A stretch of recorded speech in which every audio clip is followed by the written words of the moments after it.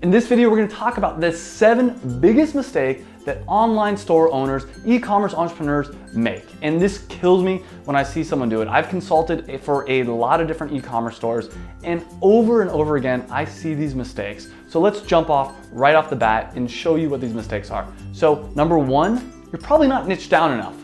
Let me repeat that. If you have an online store, especially if you're new to this, I almost guarantee you're not niched down enough. We'll talk in depth about this later in the video, as well as all these points we're gonna talk in depth about. So number 2 is your header and logo are too big, especially once again, if you're new to e-commerce, your header and logo section are too big. And throughout this video, I'm gonna show you some examples as well. I'm gonna show you screenshots and screen recordings of what I'm talking about, because I know it might be a little bit confusing at times. Number 3, your product page sucks. There's a lot wrong with your product page, probably. This is at least a mistake I see over and over again. For instance, the placement of your add to cart button is probably off, but we'll talk about that later in this video. Number 4, you have a bad About Us page, and a lot of the other pages on your website are just lacking. We can do a lot to improve that. Number 5, poor navigation. Your navigation on your website is not good, which leads to poor customer conversion. At least that's the case with most people I see. And the more clicks it takes for someone to purchase, the less likely they are to purchase. You're probably scaring away customers because your site is too complicated. Number 6, you're selling too many things. You have too many items for sale. You're like a swap meet where people just don't know what to purchase. Instead, you want to make it very obvious to people what they should be buying and what you specialize in. Number 7, you have no USP. There's nothing special about you. You have no unique selling point. So let's dive into each one of these in detail. So first off, you're not niched down enough, probably is my guess. I mean, I obviously don't know your store, but let me take a stab in the dark. You're probably not niched down enough. So what do I mean? Most people that come to me, their target demographic is women 35 to 50. Now you might be thinking, yeah, that's a good niche. That's pretty niched down. No. Then they say, okay, well, what about moms 35 to 50? Still way too broad. Then they might say, okay, well, upper middle class moms, 35 to 50. Getting warmer, but not good enough. So I'll say something like, it should be upper middle class vegan yoga moms that own a pair of Lululemon pants. That's what I'm talking about. It needs to be that specific, maybe even a little bit more specific.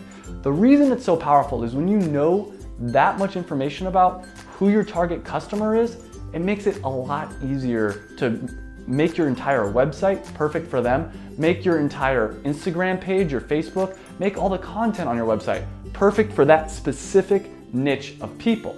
You want to have 1,000 true fans. You want 1,000 people that are part of your tribe, that just absolutely love your product, love your company. And if you go for women 35 to 50, no one's gonna love your company. They're just gonna think it's okay. But if you go for yoga vegan moms that own Lululemon, they're gonna love your product because it's so specific to them. It needs to resonate with those. So when you're thinking about who my product is for, I have 2 exercises for you. One is think about if you had only one person in the world that you could sell to, what would that person look like? What would they do for fun? What kind of magazines would they read? It's called creating an avatar. And then the second thing would be, who are your 1,000 true fans? If you only had to pick 1,000 people that could buy from you, that would just shout from the rooftops about how great your brand is, who would those 1,000 people be? So here's a quick example of not being niched down enough. So this website right here, well, who's it for? Let's look at the shop, and we can see they sell glasses and watches and shoes and phone cases and maybe jewelry, or maybe that's other shoes. That's a lot of different things for a lot of different people, as well as automatic nightlight and this and that. Who's this target demographic? This is a store for everyone. And if you're going to be a store for everyone, you need to still have a niche. Like if you look at Macy's, for instance, Macy's still has people, like they still have a vibe of who they're going after. You might say based on the homepage, this is going after millennials, but then when you go to the shop page, it's not really congruent with that, because millennials don't necessarily want these kind of watches or this Winnie the Pooh automatic nightlight. So this is the exact opposite we want. This is not niched down enough. A good example of a company I do think is niched down enough, let's go to Diff Eyewear. They are also for millennials, and they're eyewear. And look they got You know, even that pop-up was kind of funny. These styles are definitely, all the people are millennial type people. The whole vibe is for millennials. So bad, not niche down enough. Good, niche down enough. So number 2, your header and your logo are too big. So I'm gonna show you an example of what I mean by this. But usually, most people don't care about your brand. In fact, I'd say when you're first starting out, nobody cares about your brand. Unless you're Nike or one of these giant companies, no one cares about your brand. They wanna buy your product, and you need to make it as easy as possible for them. When you take up too much space on your header and your logo, you're taking away space that could be used to sell your prospective customers. You're taking away space that can be used to persuade someone to actually make a purchase, and that's dangerous. That's obviously not what you want to be doing. Here's a quick example of a logo that is too big. We got this logo right here. Also, look at this logo right here. Too big, it takes up too much space. Let's contrast that with a famous brand, Nike. This is a pretty important brand, and even their logo is tiny up in the corner, doesn't take up that much space. It's so much better. If we were to look at this, let's go ahead and let's delete that logo. And let's say we could even have put it up here. Look at how much more space that creates, so you can actually see the welcome message. Let's refresh it just so you can see the difference. Look at that. You don't need, this is the most important real estate of your website, this top area. Don't fill it up with a giant logo. Nobody cares about your brand. They care about what makes you special and what you're selling. Number 3, your product page sucks. So let's go in and let's dissect a poor product page, and I'll give you some tips on how you can fix it. Some common problems are the add to cart button being below the fold.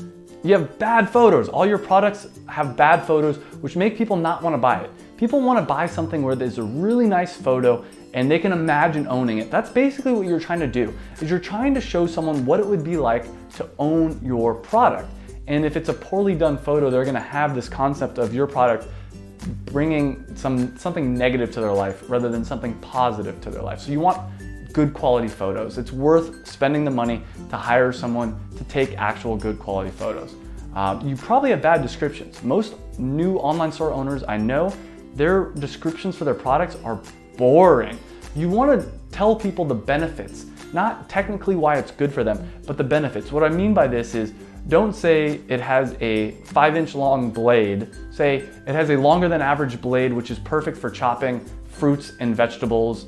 Whatever it is, tell me why I care about it, how it's gonna benefit my life. Don't tell me about the technical aspects of it. This is an example of a product page that is pretty bad. So first off, the first image is just this color swatch. That's no good. The pictures themselves aren't very good. The good thing is the add to cart button is above the fold. Daybed fitted twin size cover, antique velvet black. Probably not the best product name, but that's, it's not the worst either. Once again, one of the issues is the logo being too big, takes up all this space. Let's say we were to get rid of that really quick. Well, this whole thing should be moved up so that you can see that there's a description. And the description is, it's all right. It's not that great. This is better than some people I've seen that only have one sentence or two, but there's no reviews. There's nothing special there. So let's take a look at a good product page. We have Nike. They're pretty good. Those images are amazing. They've got a bunch of different colors you can easily switch between. They have all the sizes and everything you need. Makes it very simple. The add to cart button right there. Top of that, they have reviews. They have a little message about free shipping and returns, more info. All this information plus some more stuff down here about people. It looks like they posted it. Use hashtag Nike just to show part of the group, part of the group effect that happens when people like your product. On top of that, one thing I like to do is look at Amazon, because Amazon is the king. They have more data than anybody else in e-commerce. And you look at what they're doing here. Okay, so they have a bunch of images. That's key. So a lot of good quality images. Also a video if you can do it. Different colors, very simple. Bullet points. Now this is something that not all brands do, but I think is really great, is having bullet points instead of a description. In their description, they have more videos. They have little things, CNBC, Gear Patrol, Reviewed.com. Much better product page. Try to get closer to Amazon. Look at all this. Look at everything they're doing. They have a lot of data and they're making a good quality product page. Try to copy Amazon whenever possible. Number 4, your About Us page and other supporting pages are probably really boring. This is your chance to build trust and make a statement. What do I mean by this? When someone goes to your About Us page, They want to know about you. They're trying to buy from your company. They're not trying to buy from Best Buy. They're not trying to buy from some giant company, some faceless company. They want to know more about you. Tell them your story. Tell them about your kids. Tell them about why you started this, how you got interested in this. And then people are going to be much more likely to buy, especially right now in this generation, this age. What we like to do is we like to buy from other people that are similar to us. We don't really enjoy buying from giant corporations anymore. That was a phase that's very much past. This is the age of entrepreneurship, and we enjoy supporting entrepreneurs, so be proud. Don't try to fake like you're some giant company. You're not. You're an individual, and be proud about that. A bad About Us page is just, there's no excuse for it. So here's an example of a fairly bad About Us page. At least this person took the time to write a little bit about themselves, but it's mostly just text. That's no good. If someone's going to your About Us page, it's because they want to buy from you. Let's look at a better one now. Beard Brand has a pretty good one. They got the 3 entrepreneurs right there. The Beard Brand story, it tells the full story. It's got some cool images. That's added touch. They got images of all the different founders, more conversations about the community, the vision. It tells you why you would want to buy from them. Let's do another example. Here's Be Dancewear, my company that I own with my mom. So for this one, what I did, I had a whole bunch of our story. I wrote, and this doesn't take very long, I had a picture done and a video. And I think if you can add a video to your About Us page, even if you just film with your phone, that is awesome. Once someone clicks on your About Us page, which for us would be up here, they're probably very interested in buying. This is your chance to connect with them as a human and convince them to buy. Number 5, poor navigation. So let me show you an example of what I mean by this. But the key to this is you want it to take as few clicks as possible for someone to get to checkout. I use this example all the time, but there's a reason that candy is right before checkout. And the reason is because no one goes to the store, but it's such an easy thing to take the candy bar and put it on the conveyor belt. They make it easy as possible for you, which makes you more likely to buy it. Now, if they put the candy and they hid it and you had to go all over the place just to find it, your chances of buying it would probably be pretty low because you really don't need that candy. But when they make it easy for you, you purchase it. So this needs to be the same thing on your website. You want to make it as easy as possible for people to buy from you. I see a lot of people that have on their navigation bar, they'll have shop and then a drop down that goes to all their different categories. Why? Just put all your categories up there. So I'll show you a quick example of that as well and what I mean about poor navigation versus better navigation.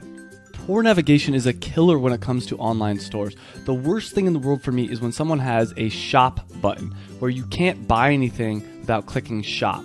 It should take as few clicks as possible to get to a product. You should get a clicker out and count. Every time you have to click on something, that's $1,000 lost. That's a certain percentage of people that are not going to buy from your store.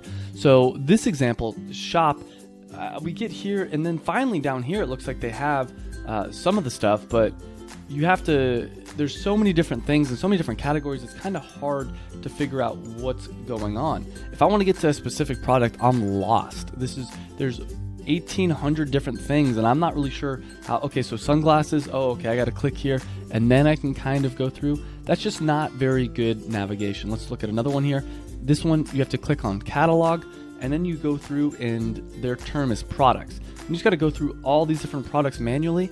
No way am I ever going to go through all of those. Let's look at some companies that do a good job. Once again, Nike, Macy's, if you look at those people, they do a good job. Come here. I'm a man, so I'm going to go to men and look at shoes, clothing, accessories. And then from here, I can very simply say, I want running shoes. And then from here, I can probably narrow it down. Look, I can narrow it down to basketball, narrow it down over there, or I can just scroll through. It's very clean.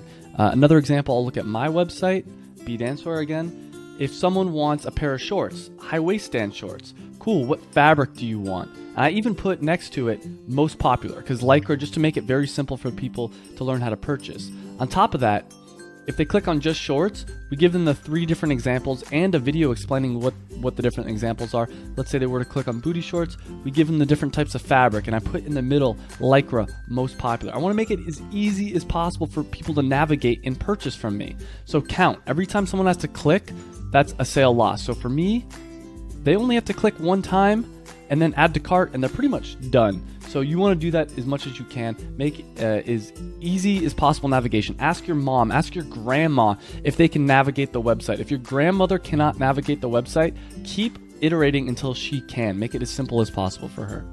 Number 6, you're selling too many things on your website.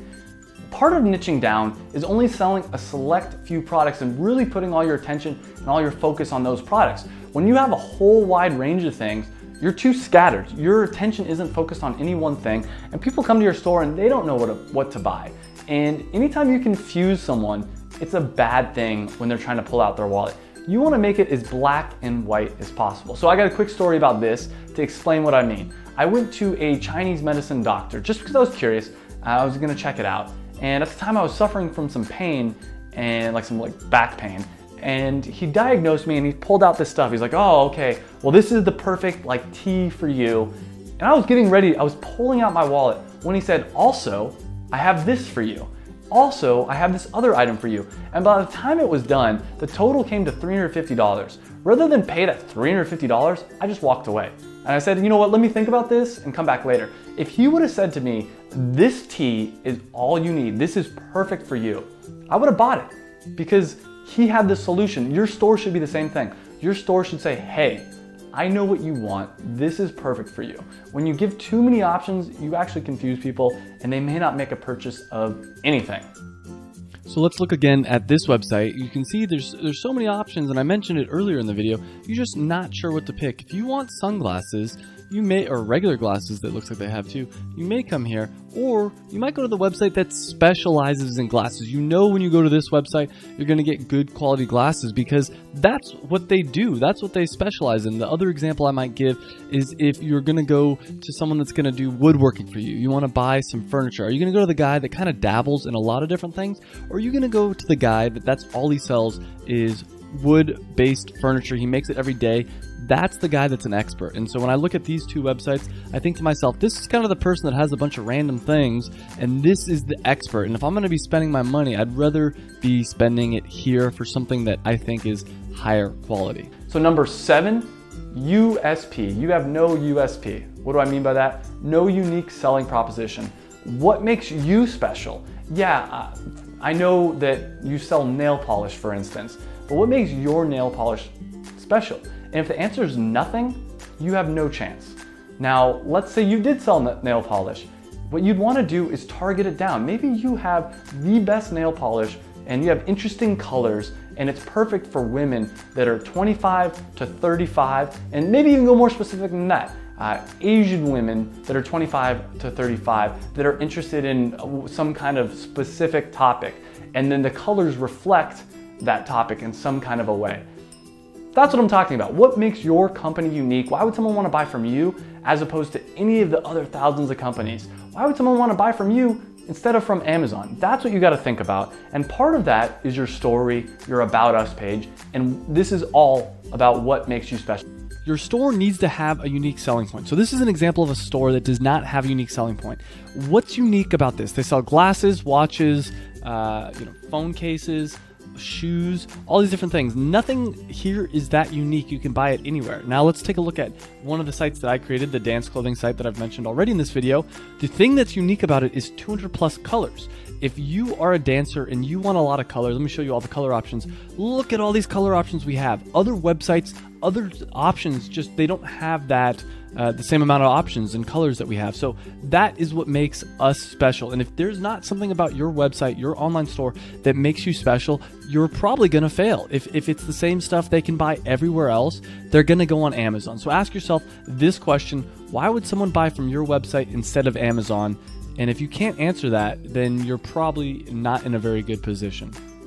So these are the top 7 mistakes I see, especially new e-commerce store entrepreneurs making. If you enjoyed this video, make sure you click that subscribe button down below. I have a lot of great videos just like this one on everything you can imagine about e-commerce. So click subscribe, you'll get those videos for free. Top of that, you can get the online store success pack by clicking up here. I got 50 different marketing ideas. I got checklists for starting your business, a guide on how to hire a virtual assistant, all for free. All you gotta do is click up here. And if you have any questions on anything I went over or anything e-commerce related, leave it in the comments down below and I will answer it as soon as possible. Thank you so much for watching this video. Good luck on your journey. I hope this helped. And like I said, feel free to reach out to me if you have any problems. Thank you so much.